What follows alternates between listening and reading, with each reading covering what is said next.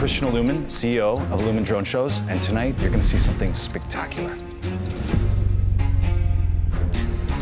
Remember when you told me you want to do drones in the sky? You thought I was a little crazy? I left everything that I was doing and said, let's go, let's do this.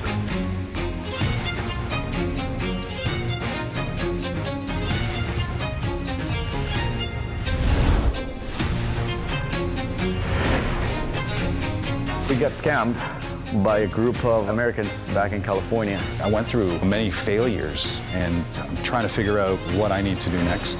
I think that's really been the QR code, I think, was the motive that Chris saw this company being successful. What's the problem with the design?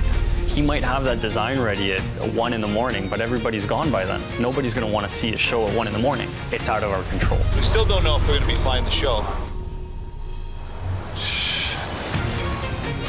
Look at that, they're coming back now. Dude, they cannot come in here. With what's going on, we're not flying. Always something, you know? It's not good. We've been talking about the QR code even before we started the company.